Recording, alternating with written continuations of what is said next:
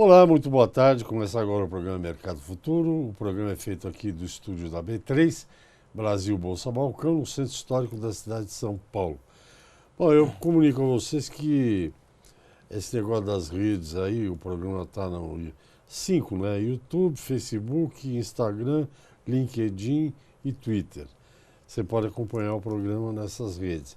E no YouTube, por exemplo, essa entrevista que eu estou começando agora, daqui uma semana mais ou menos, vai lá e fica no YouTube.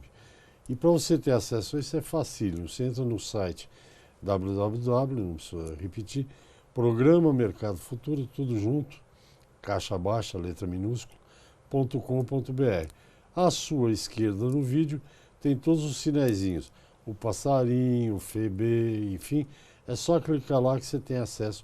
Além do programa, eu gravo boletins, comentários, tem fotos, enfim. E dê um like, porque aí eu fico feliz. Eu vou falar que nem um jornalista que eu vi outro dia, um post dele aí, rumo a 1 milhão de assinantes ou de views, sei lá. Tô brincando, mas dê um like lá que eu fico feliz. Bom, gente, é o seguinte. Você já sabe que a melhor notícia do ano, que eu dei aqui e também nas redes sociais, na minha opinião, até agora, até julho, a melhor notícia do ano, para mim, foi a assinatura do Acordo Brasil-União Europeia. É um bloco rico, riquíssimo, gosta de comer bem e compram comidas especiais e pagam por isso. Então, não acho que essa notícia tenha alguma coisa negativa para o Brasil. Pelo que eu li, eles já estão aceitando alguns produtos. A originação, no vinho é DOC, né, de denominação de origem controlada. Para alguns produtos brasileiros, cachaça e outros aí, proteína animal, tem uma série de coisas. Isso não é diretamente o assunto do programa, mas eu acho que algum benefício nessa área também vai ter. O Brasil é um grande exportador de frutas, mas poderia, eu acho, pode crescer muito mais. Talvez a União, esse acordo seja um canal legal para ser usado, se não imediatamente, daqui um pouco. Então hoje eu vou conversar com um especialista de certificação, né? Porque os europeus, por exemplo, exigem certificação para quase tudo que eles compram, se não para tudo.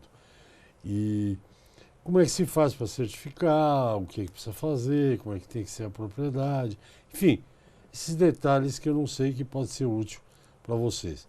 Então está aqui comigo o gerente de certificação da SBC. No caso dele, eu vou explorar mais o lado das frutas. Ele já esteve aqui uma vez, é o Paulo Witzler. Muito boa tarde, obrigado pela sua presença. E, bom, eu faço minhas introduções aqui, você pode contestar, viu? Fique à vontade. Então, como é que vai essa questão da certificação? Porque uma vez você esteve aqui, a gente conversou um pouquinho. Tem crescido? Como é que está o movimento, o cenário hoje? Tudo bem, Hash? Boa tarde a todos. Então, o cenário tem crescido. Por quê? Porque o mundo quer saber o que está comendo, o mundo quer saber de onde vem o produto e quer ter segurança, principalmente alimentar. Então, principalmente com esses novos acordos com o Mercosul e com a União Europeia, a demanda por certificação vai aumentar, principalmente na área de frutas, e a gente já tem sentido isso, não decorrente do acordo, mas decorrente do mercado já vinha exigindo. Então, os produtores hoje estão buscando mais certificação, o mercado está crescendo, precisa crescer, precisa de mais produtores para atender, e é um mercado promissor, tanto para o produtor quanto para as empresas que operam nesse setor, né? Como é que funciona? Você tem o produtor, ele que certifica. Funciona assim, nós somos uma certificadora e tem o produtor. Geralmente o mercado ele vai demandar alguma regra, alguma norma, algum standard que a gente fala, que o produtor tem que atender. Então o mercado europeu, por exemplo, demanda que para comprar nossa fruta tem que ser o protocolo Global Gap, que é um protocolo de boas práticas agrícolas nos produtores. Então o produtor estabelece, implementa essa norma dentro da propriedade dele, então cumpre os requisitos e vai um organismo de terceira parte, nós, certificadora, validar isso, verificar se esse produtor está fazendo isso e se ele está cumprindo esses requisitos. Diante disso, emite-se um certificado e esse certificado é válido para os mercados que querem pagar mais ou que vão possibilitar o produtor fornecer para eles. Que tipo de fruta que vocês têm certificado mais hoje? Olha, Resch, o principal hoje do Brasil é manga, limão, uva, figo, goiaba, abacate. Esses são vamos dizer assim, o carro-chefe, melão tem bastante, o carro-chefe das exportações do Brasil hoje de frutas e que são frutas que o mercado europeu tem demandado, né? Vai mais para a Europa? Hoje o principal foco nosso é a Europa, porém já, segundo a Abrafrutas, já está abrindo um bom mercado com a África do Sul. Estiveram agora no Emirados Árabes buscando a abertura de novos mercados e a China, né? A China receberam no Nordeste aí o governo recebeu uma missão chinesa para ver as condições de produção de melão do Brasil, né? Do Rio Grande do Norte principalmente. São Francisco lá, por ali. E para atender, né? Faltam uns ajustes sanitários, né? Mas aí se abrir esse mercado aí é mais um grande mercado para atender, como aconteceu na carne, né? Que quando abriu virou um consumo grande. Eu tinha uma vez há muito tempo com uma... Ela foi da Apex, foi ministra e tal, que era a Dorothea Werneck. E eu me diverti muito porque ela dizia o seguinte, que certas frutas, acho que hoje já está bem mais conhecido, certas frutas, mamão, quando a Apex fazia eventos lá para mamão papai, você tinha que ensinar certos países, ensinar o que comer, porque eles não sabiam se comiam caroço, se comia com casca, se comia sem casca. E você imagina a hora que o Brasil começar a exportar carambola, graviola, vai ter que ter paralelamente uma degustação, né? Porque eles não conhecem essas frutas, né? Exatamente. O Brasil tem aí uma produção tropical que a Europa, por exemplo, não conhece, entendeu? Então, até tem programas novos surgindo, inclusive da Abrafrutas, de desenvolver a fruta tropical, né? Desenvolver o consumo lá na Europa, nos outros trópicos, para dessa fruta que a gente produz aqui, a cerola e entre outras frutas que a gente... Abacaxi. monte. Imagina o cara comer abacaxi com casca. Vai ficar com a boca toda... Exatamente. Jabuticaba, que é um grande produto que as pessoas adoram, não se exporta. Não, ainda não. Mas não tem nada que impeça, né? Não tem nada que impeça. Eu acho que é muito do mercado, né? Então, acho que você pontuou bem. Os mercados europeus, asiáticos, eles trabalham como o nosso aqui. Então, ele precisa ter a venda lá, ter a conscientização do consumidor lá, para conseguir dar esse fluxo. Então, por exemplo, uma uva, uma manga, um abacate já são produtos disseminados, vamos dizer assim, que a população europeia conhece, quer comer, né? Então, talvez um trabalho de desenvolvimento de novos produtos seja interessante. Porém, vale ressaltar que os produtos que os europeus já conhecem, a gente ainda exporta pouco. A gente ainda precisa desenvolver mais esse mercado. Tem um bom canal, tem uma boa abertura para os produtores brasileiros para exportar, né? Essa fruta é um produto perecível, manga, enfim, mamão, imagina. E outras frutas. Isso é exportado via navio ou via avião? Navio. Tem os navios refrigerados. Exato. Tem uma linha bem pequena, com maior valor agregado, de exportação de figo via avião. Mas figo é super perecível. Aqui da região de Valinhos, então está perto de Viracopos, que é o aeroporto, né? Mas o 99% é navio, né? Não tem como. Quanto tempo demora para chegar na Europa, por exemplo? Acho que é de 20 a 30 dias, né, Resch? É bastante. Então, porque tem todo o transporte, vamos dizer assim, saindo da propriedade, né? Tem porto, daí tem liberação de container, tem estufagem. Sim. Então, tem todo um processo. Por isso também que as frutas mais robustas que são as exportadas em mais escala, né? Tem o custo Brasil, isso chama custo Brasil. Ô Witzel, nós vamos para um pequeno intervalo, a gente volta já. Eu converso com o Paulo. Eu estou com o Paulo hoje. É que o Paulo... depois eu conto a história do Paulo. É um Paulo aí. Matheus Witzel, gerente de certificação da SPC. Nós voltamos rapidamente. Até já. Ok, estamos de volta. Eu converso com o Matheus Witzel, gerente de certificação da SPC. Estamos falando aqui de fruta, que é um mercado muito interessante. O Matheus estava me contando no intervalo aqui que nesse primeiro semestre teve uma grande exportação de banana. Eu gosto de banana, eu gosto de algumas frutas, não gosto de todas. Eu gosto de banana, eu gosto muito de abacaxi e de outras frutas. Mas, por exemplo, eu não gosto de frutas de origem, eu acho que eu já te falei isso, né? Cucurbitáceas. Eu não como pepino, odeio pepino. Pepino, melão, melancia, não posso nem ver. E é uma melancia, por exemplo, é de consumo nacional, todo mundo adora. E melancia é boa para exportar, né? Porque Sim. ela é resistente. Mas falando de frutas, voltando aqui, vamos trazer para o produtor. Aqui nós temos, nessa região aqui, São Paulo, Minas deve ter muito produtor de fruta. Se ele tiver interessado em certificar, em ter a certificação, ele não tem para quem vender, ele não é exportador, não é nada. Mas ele quer certificar porque acha que vai agregar valor. Quanto tempo demora? Como é que isso é feito? Vocês dão um manual, ó. A porteira tem que ser assim. Como é que conta aí os detalhes desse negócio? Isso mesmo, Resch. Para o produtor, além de buscar o mercado, né, para atender, é interessante a certificação para promover essa melhoria interna dentro da fazenda dele.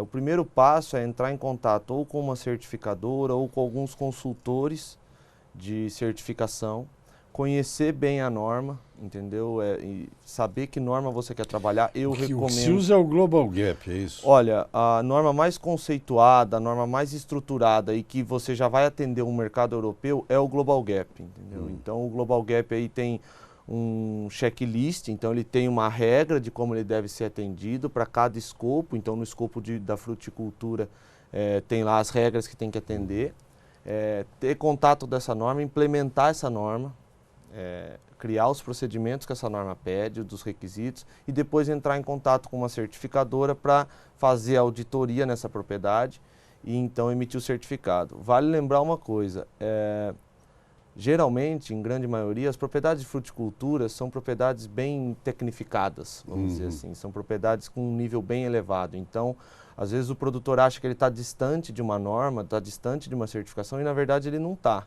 Ele só precisa formatar, ajustar algumas coisas e o resto já está sendo cumprido. Na verdade, eu não sei, não conheço a norma, mas deve ser cuidados ambientais, deve ser usar equipamento de proteção individual. Basicamente é isso, né? É exatamente isso. O Global Gap, principalmente, o foco dele é boas práticas de produção. Então vai olhar aí todo o treinamento da sua equipe envolvida, as avaliações de risco que você fez da sua produção, em termos de contaminação da sua fruta ou não, respeitar o tempo de carência dos produtos usado antes da colheita, usar os produtos só permitidos, entregar IPI para as pessoas, fazer controle de aplicação, controle de adubação, controle de balanço de massa, o quanto você produziu, o quanto você vendeu.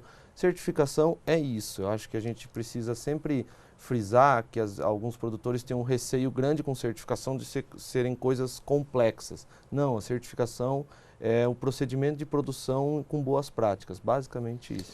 Quem compra, eu não sei se é a tua praia isso, mas quem compra os produtos, as frutas, são redes de supermercados? No caso da fruta, principalmente na Europa, são os varejos, né? As grandes redes de supermercados que demandam isso dos produtores brasileiros, que principalmente o Global Gap é um protocolo que todas as redes de supermercados, ou a maioria delas, só compram se tiver, porque foi estabelecido que é uma padronização de fornecedores, vamos dizer assim. Então, é para atender os supermercados, atender os clientes lá da Europa. Limão Tahiti, fora do Brasil é muito caro. Eu não sei se vende por um preço caro, mas ele é muito caro. Eu cheguei a pagar, não na Europa, Estados Unidos, $1 cada limão Tahiti, que não é pouco. R$3,80 cada limão o limão é um dos produtos mais exportados do Brasil, né, hoje. Então é um produto. É Brasil e Argentina, né? A Argentina também exporta muito limão. Eu li alguma coisa a respeito. Brasil e Argentina, então assim, eu acho que hoje o limão deve ser o terceiro produto mais exportado do Brasil. Então é uma quantidade grande. A gente pode exportar muito mais, mas o que já exporta, o limão é um produto bem requerido lá pela Europa. Limão é bom porque ele é resistente, 20 dias para ele não é muita coisa. Resistente, a produção dele aqui no Brasil é uma produção assim que a gente já conseguiu dominar a tecnologia, então é uma produção mais, não diria fácil, mas mais acessível para os produtores. Pergunta, no meio do Gap, Global Gap, Um produto que pode exportar que não tem carência é maracujá, né, cara? Exatamente. Quanto mais enrugadinho, mais gostoso fica, não é verdade? É verdade. Tanto que quando a gente fica assim cheio de ruga, fala, tá tão enrugado que é nem maracujá de gaveta. Isso é a parte cultural do programa. Maracujá não exportamos. Ainda não tem. Volta no que a gente conversou no primeiro bloco, né, Riesch?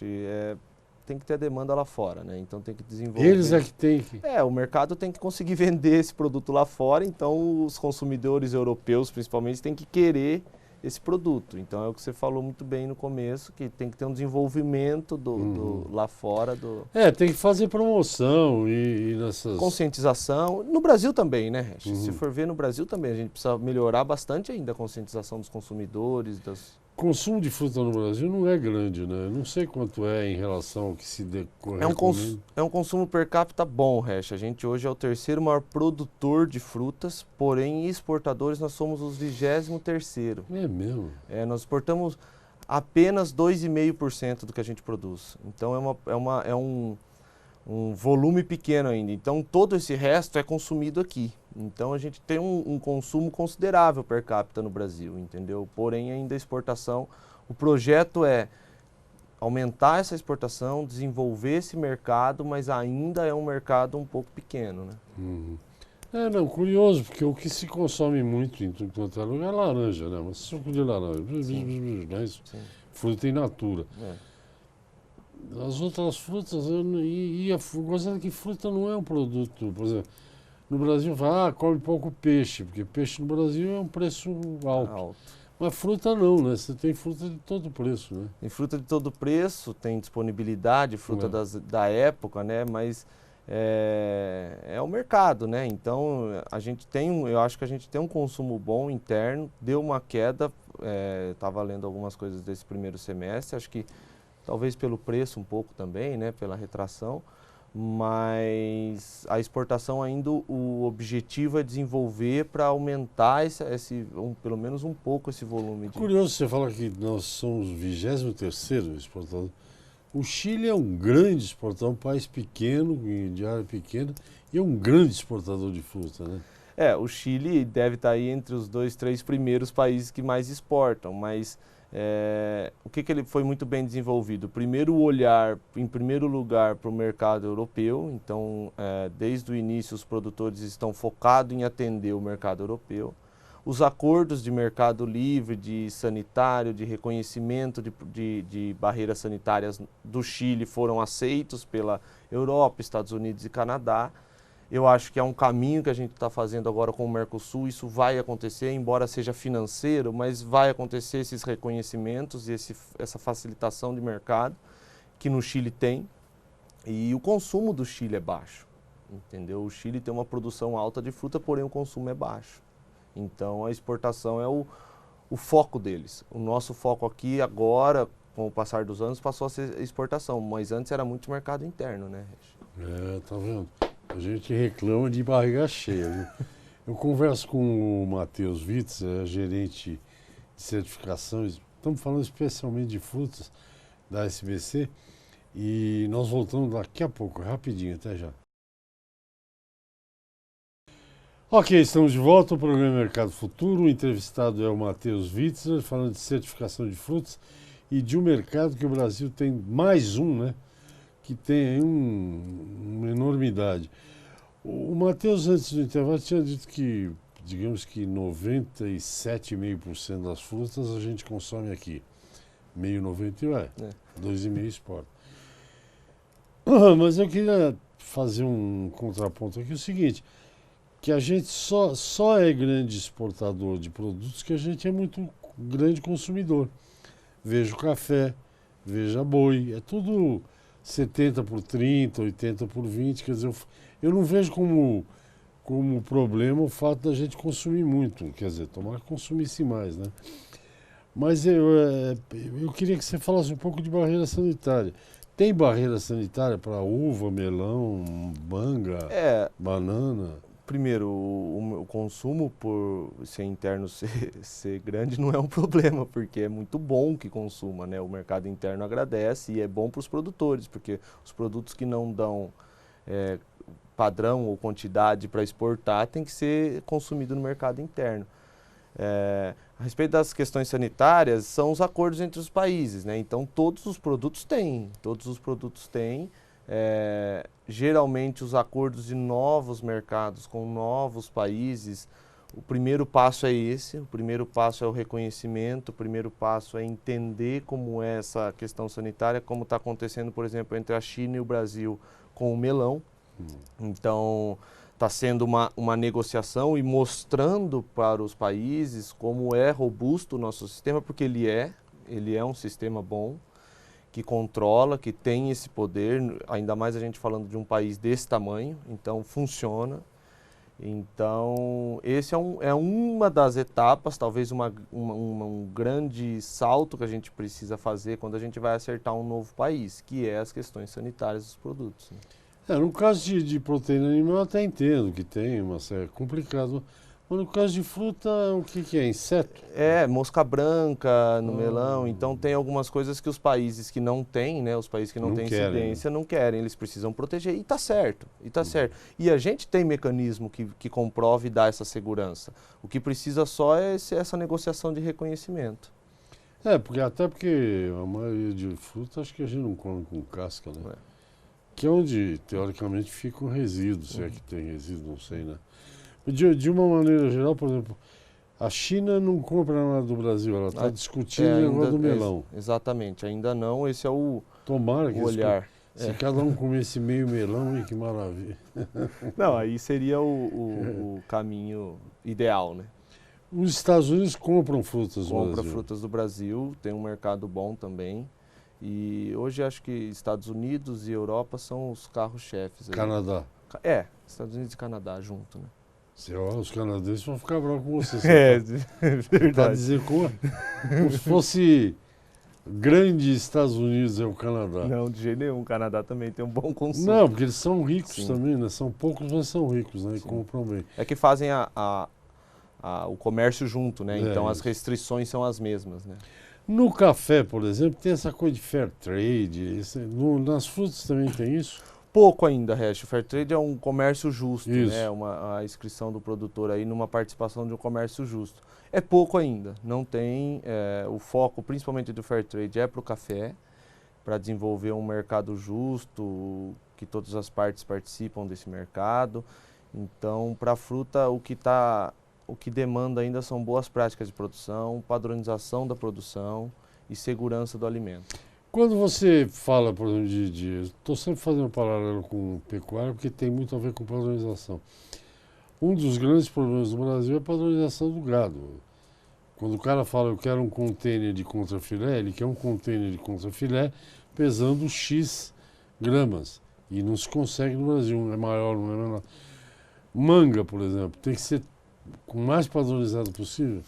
O mercado que está comprando, ele sempre vai querer uma padronização. Para as frutas é um pouco mais fácil do que para a pecuária, porque a pecuária, como você bem disse, se você pega um animal do sul e um animal do centro-oeste, é totalmente diferente. Então, para frutas, a padronização ela é exigida, lógico, um produto tipo exportação, é um produto padronizado, um produto com uma série de requisitos, mas que também para o produtor não é um problema, entendeu? É uma coisa que quando ele tem uma produção já definida, uma produção padronizada, ele começa a obter esses produtos, o que é diferente um pouco na pecuária, que às vezes mesmo com uma produção padronizada você tem as... Que regiões do Brasil produzem para exportação, além do Vale de São Francisco? Lá? Resch, a gente tem ali Petrolina, Juazeiro, Rio Grande do Norte, Mossoró, né? Ali é melão só? Melão a maioria é melão. A maioria melão é melão. E uva. Né? Aí temos aqui em São Paulo uma grande atuação do limão, muito grande. Temos ali no norte de Minas, Janaúba, ali tem uma produção boa. E ali bem em Fraiburgo, Santa Catarina, ali tem um polo muito grande de maçã. De produção a maçã já exporta? Exporta bastante também. É mesmo? Tem mas os europeus são famosos pela sua maçã? O Brasil importa bastante maçã e exporta bastante maçã. Eat an apple every day and keep the doctors away, é isso? Isso é um marketing maravilhoso que inventaram nos Estados Unidos. Como uma maçã, é uma tradução livre, vai? Uhum. Como uma maçã todo dia, mantenha os médicos bem longe de você. Exato. Esse tipo de programa de marketing para a fruta brasileira ainda não é feito, não, né? Lá, Tipo, como um limão, deixe de ser bobão, olha aí. Porque o limão... os mercados europeus trabalham muito bem a venda das frutas. Eles não ressaltam, lógico, a fruta brasileira, mas eles trabalham muito bem o consumo, no entanto que o consumo per capita de fruta na Europa é bom, né? Consumo interessante. Então, tudo lá é bom, tudo que depende de dinheiro é bom lá. Eles têm Tem um Alemanha, hábito. Exato. França, Espanha, Portugal, tudo país que ficou rico. Então é uma... Aliás, Witzel, acho que você tem origem na Alemanha. É austríaco. Áustria? É austríaco. Mais rico ainda. Você já foi para a Áustria? Fui para a Áustria, para a Alemanha. Inclusive o Global Gap é da Alemanha, então a empresa que gerencia essa certificação fica na Alemanha, em Colônia. Então o pessoal lá quer saber o que está comendo e quer ter segurança no alimento. E isso aí vai ser cada vez mais rigoroso, você acha? Nós temos 1 minuto só. Hash vai ser cada vez mais rigoroso. Eu acho que a certificação está caminhando a passos largos, porque o consumidor está começando a entender mais o que consome. E cada vez mais a gente precisa demonstrar a segurança do alimento. Então, agora, por exemplo, teve a atualização da norma Global Gap, que o foco central é segurança alimentar. Então, eu acho que o mundo está caminhando para isso e o caminho é a certificação. Para o produtor rural, implantar procedimentos que assegurem isso, a certificadora ir lá ver se isso está conferindo, se isso está certo, e o mercado que está comprando ter essa segurança que esse produto tem segurança alimentar. Tá ok, mas apesar de você não ter trazido o prometido, que eu não vou dizer para os telespectadores o que é. Verdade. Obrigado, ele ficou vermelho, estou brincando. Obrigado pela entrevista, acho que é uma informação útil para o produtor, para os produtores de fruta, né? Nós temos muitos aqui perto de São Paulo, Minas, enfim. E espero te ver rapidamente aqui um outro dia, tá bom? Obrigado, Hash. Obrigado aí pela oportunidade e pelo bate-papo. Então, e daqui uma semana mais ou menos o seu programa vai estar no YouTube. Eu vou te mostrar lá daqui a pouco. Gente, é isso. Bom dia, boa tarde, até amanhã. Amanhã tem mais. Tchau, tchau.